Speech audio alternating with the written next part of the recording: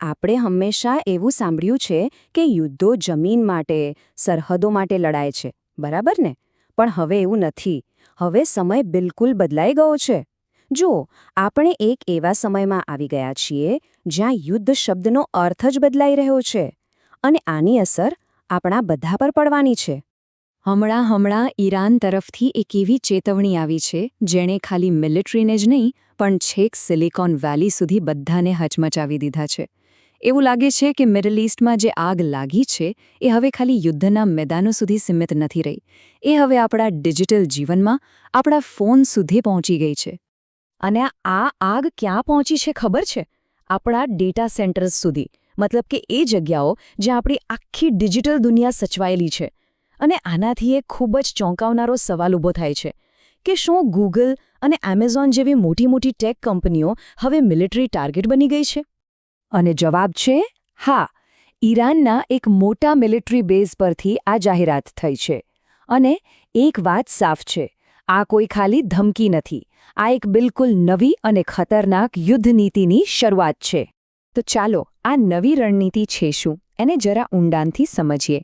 Experts આને નામ આપી રહ્યા છે ક્રિપલ ધ સિસ્ટમ, એટલે કે સિસ્ટમને જ પાંગળી કરી દો. આ એક 3 સ્ટેપની સ્ટ્રેટેજી છે જેનો મુખ્ય ટાર્ગેટ છે આખી ગ્લોબલ સિસ્ટમને અંદરથી જ તોડી પાડવાનો. તો સવાલ એ થાય કે આ ક્રિપલ ધ સિસ્ટમ ડોક્ટ્રીન આખરે છે શું? જો, આ એક એવી લડાઈ છે જેમાં દુશ્મનને સામસામે નથી હરાવવાનો. ના, એનો હેતુ છે દુશ્મનની આર્થિક અને ટેકનોલોજીકલ કમર જ તોડી નાખવાનો. એની કરોડરજ્જુ પર જ હુમલો કરવાનો. આ આખી યોજના 3 ફેઝમાં કામ કરે છે. ચાલો આપણે એક પછી એક જોઈએ કે કેવી રીતે આ લડાઈ તેલના કૂવાઓથી શરૂ થઈ અને આજે આપણી ફેવરિટ ટેક કંપનીઓના ડેટા સેન્ટર સુધી પહોંચી ગઈ છે. તો સૌથી પહેલો હુમલો થયો દુનિયાના એનર્જી સપ્લાય પર. એનું ગળું દબાવવાની કોશિશ. અને આના માટે એકદમ પરફેક્ટ સ્ટ્રેટેજિક જગ્યા પસંદ કરવામાં આવી. આ જગ્યા છે સ્ટ્રેટ ઓફ હોર્મુઝ. દુનિયાના એનર્જી સપ્લાય માટે આ એકદમ નાજુક રસ્તો છે. વિચારો કે દુનિયાનું લગભગ 20-25% તેલ અહીંથી જ પસાર થાય છે.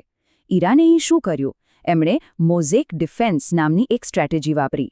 હજારો સ્માર્ટ માઇન્સ પાથરી દીધી, ડ્રોન્સ ગોઠવી દીધા અને આખો રસ્તો લગભગ બ્લોક કરી દીધો. અને આની સૌથી મોટી અસર કોના પર પડી? ભારત, ચીન અને જાપાન જેવા દેશો પર, જે એનર્જી માટે આ રસ્તા પર નિર્ભર છે. અને આનું પરિણામ શું આવ્યું? વેલ, આ નંબર્સ જુઓ. બ્રેન્ટ ક્રૂડ ઓઇલ સીધું 20% મોંઘો થઈ ગયું અને ગેસના ભાવ એ તો છેલ્લા 10 દિવસમાં 74% વધી ગયા. આને કહેવાય સીધી આર્થિક અસર. પણ એનર્જી તો ખાલી શરૂઆત હતી. આ તો પહેલો ઘા હતો. હવે આવે છે ફેઝ 2, જે આના કરતાં પણ વધારે ગંભીર અને વ્યાપક છે. ચાલો જોઈએ. હવે યુદ્ધ તેલથી આગળ વધીને સમુદ્રની નીચે જે ડેટા કેબલ્સ છે ત્યાં પહોંચી ગયું છે. પોર્ટ પર ઊભેલા કન્ટેનર સુધી પહોંચી ગયું છે. હમણાં ભારતના કંડલા પોર્ટ પાસે જે એક કાર્ગો શિપ પર હુમલો થયો એ તો ખાલી એક ઝલક હતી. હવે ટાર્ગેટ ખાલી જહાજો નથી રહ્યા, પણ આખા વિસ્તારનું ટ્રેડ ઇન્ફ્રાસ્ટ્રક્ચર છે. વિચારો, પીવાના પાણીના પ્લાન્ટથી લઈને એરપોર્ટના રડાર સિસ્ટમ સુધી બધું જ નિશાના પર છે. અહીં સમજવાની વાત એ છે કે જ્યારે એક જહાજ પર હુમલો થાય છે ત્યારે ખાલી એનો માલ જ નથી ડૂબતો, પણ ગ્લોબલ સપ્લાય ચેઇન પરનો જે ભરોસો છે એ તૂટી જાય છે. અને એનું પરિણામ, શિપિંગનો જે વીમો હોય છે એના પ્રીમિયમમાં સીધો 400%નો વધારો. અને આનો સીધો મતલબ એ છે કે આપણે જે પણ વસ્તુ વાપરીએ છીએ એ બધી જ હવે મોંઘી થવાની છે. અને હવે આપણે આવીએ છીએ આ સ્ટ્રેટેજીના ત્રીજા અને સૌથી આધુનિક ફેઝ પર. એ જ ફેઝ જે આપણને આપણા શરૂઆતના સવાલ પર પાછા લઈ જાય છે. આની શરૂઆત થઈ 2 માર્ચે. એ દિવસે યુએઈ અને બહેરેનમાં આવેલા એમેઝોન વેબ સર્વિસીસ એટલે કે AWSના ડેટા સેન્ટર્સ પર ડ્રોનથી હુમલો થયો. આવું પહેલાં ક્યારેય નહોતું થયું. આ પહેલીવાર હતું જ્યારે કોઈ ક્લાઉડ પ્રોવાઇડરના ફિઝિકલ ઇન્ફ્રાસ્ટ્રક્ચર પર સીધો મિલિટરી એટેક થયો હોય. આ એ વાતનો પુરાવો છે કે યુદ્ધ હવે ડિજિટલ દુનિયાના પાયા સુધી પહોંચી ગયો છે. પણ સવાલ એ છે કે ઈરાન આ ટેક કંપનીઓને ટાર્ગેટ કેમ કરી રહ્યું છે? વેલ, ઈરાનનું લોજિક સિમ્પલ છે. એ લોકો કહે છે કે આ કંપનીઓ હવે ન્યુટ્રલ નથી રહી. જેમ કે ગૂગલ અને એમેઝોન, એ લોકો પ્રોજેક્ટ નિમ્બસ દ્વારા ઇઝરાયેલી મિલિટરીને AI અને ક્લાઉડ સર્વિસ આપે છે. એનવીડિયાની ચિપ્સ તો ડ્રોન અને મિસાઇલમાં વપરાય છે. એટલે ઈરાન માને છે કે આ બધી કંપનીઓ પણ આ યુદ્ધનો જ એક હિસ્સો છે. અને AWS પરના હુમલાની અસર શું થઈ એ જોઈએ. ખાલી અમુક વેબસાઇટ ડાઉન નથી થઈ, ના, એનાથી ઘણી મોટી અસર થઈ. પ્રાદેશિક બેન્કિંગ એપ્સ બંધ થઈ ગઈ.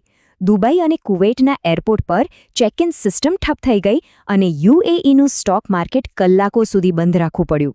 આ એક જ ઘટનાએ સાબિત કરી દીધું કે આજની અર્થવ્યવસ્થા સિમેન્ટ પર નહીં પણ સિલિકોન પર ચાલે છે. અને ઈરાને બરાબર આ જ દુખતી નસ પકડી છે. અને આ બધાની પાછળ ઈરાનનો અસલી ટાર્ગેટ કોણ છે? એ છે ઇઝરાયેલની સિલિકોનવાળી ટેલ અવીવ પાસે આવેલો આ વિસ્તાર ઇન્ટેલ, માઇક્રોસોફ્ટ, ગૂગલ જેવી કંપનીઓના રિસર્ચ સેન્ટર્સનું ઘર છે. ઈરાનની સ્ટ્રેટેજી એકદમ ક્લિયર છે.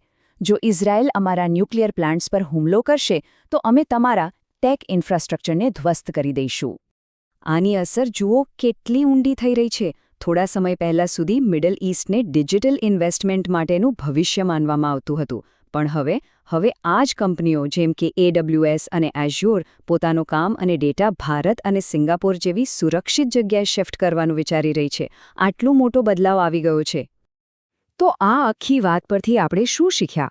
ઈરાનની આ ક્રિપલ ધ સિસ્ટમ સ્ટ્રેટેજી એક નવી અને થોડી ડરાવણી હકીકત આપણી સામે મૂકે છે. એ છે કે ભલે તમારી પાસે દુનિયાની સૌથી સારી એરફોર્સ ન હોય તો પણ તમે સસ્તા ડ્રોન અને અસમપ્રમાણ યુદ્ધનીતિથી દુનિયાની સૌથી મોટી અર્થવ્યવસ્થાઓને પણ પડકારી શકો છો. તેમને પણ નમાવી શકો છો. એક વાત તો સાફ છે. 21મી સદીના યુદ્ધમાં ફ્રન્ટલાઇન ખાલી દેશની સરહદો પર નથી. એ આપણા ખિસ્સામાં રહેલા ફોનથી લઈને બેંકના સર્વર સુધી અને આપણા ક્લાઉડ સ્ટોરેજ સુધી ફેલાયેલી છે. આ બધું જ હવે બેટલફિલ્ડનો હિસ્સો છે. અને આ એક મોટો સવાલ ઊભો કરે છે. જ્યારે ડેટા સેન્ટર્સ યુદ્ધના મેદાન બની જાય તો શું ટેકનોલોજી ક્યારે તટસ્થ રહી શકે છે? શું દરેક ટેક કંપનીને કોઈક એક બાજુ પસંદ કરવી જ પડશે?